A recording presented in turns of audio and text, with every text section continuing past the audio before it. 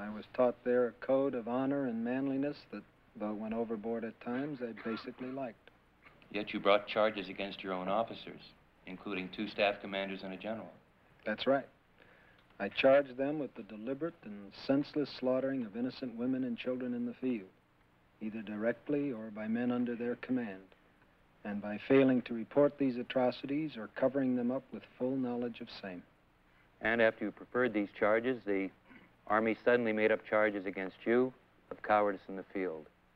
And they offered to drop these charges against you if you would drop them against the officers. That's correct. And did you refuse to drop the charges? I did refuse.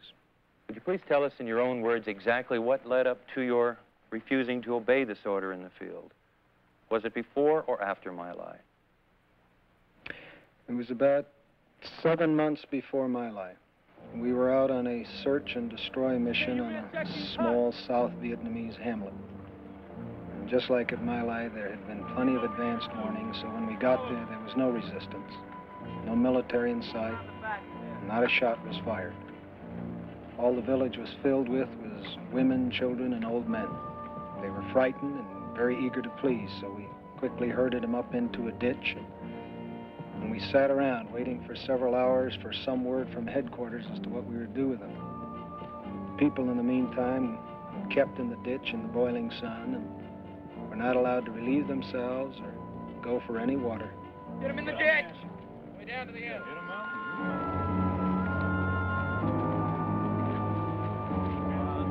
Good. Go, tighten up that bag. There must be some mistake. There's no mistake, sir. The order was perfectly clear. Get me headquarters on the phone again. Give me that phone. I want to hear it myself. If you fellas refuse, all hell can break loose. You know that. Are you absolutely sure, sir? There can be no mistake down the line. Yes, sir. I understand, sir.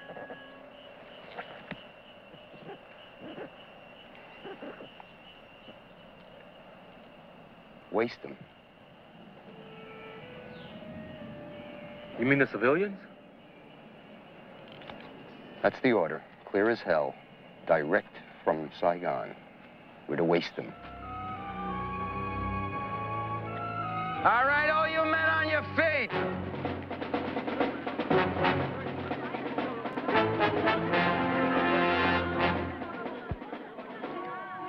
And clearly now, you disobey this order, and they can hang you. Lock and load.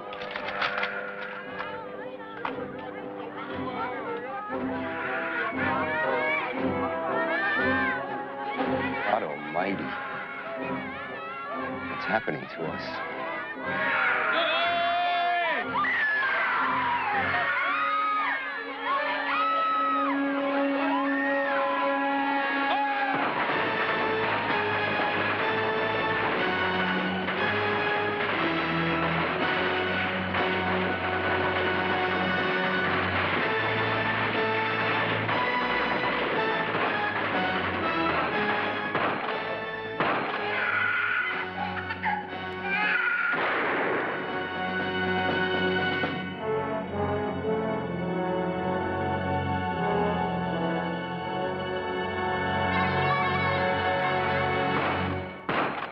So, it was this senseless slaughter and sadistic brutality coming as official orders from Washington that turned you against America.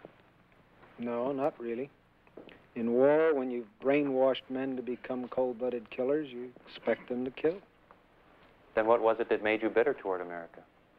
Lieutenant Kelly. Lieutenant Kelly. You mean because he was tried for war crimes at My Lai? No, he should have been tried. And so should all those colonels and generals and White House aides who ordered the whole affair, but were mysteriously let off scot-free. Then why Lieutenant Kelly? Because America made him into such a great hero. To me, they were sick and diseased men filled with evil who cut innocent women's throats and blew out the brains of babies, and America had raised him up and made him a national idol. What was that part about about the president switching his colors. On December 8, 1969, every newspaper in this country carried President Nixon's sacred promise that he would personally investigate My Lai, and he would personally see to it that everyone involved, if they were found guilty, was punished to the full limit of the law. And so you feel that since every other officer involved to date has gone free, Nixon failed his pledge. Like any other mealy-mouthed, sellout politician, when he found out that he could get more votes by supporting Kelly, he did a complete flip-flop. And when I saw that the American people supported him in this, I knew then that the American conscience was dead, and that the great spirit of this nation, which to me began back in Boston and Virginia during the American Revolution, that it could never again be revived.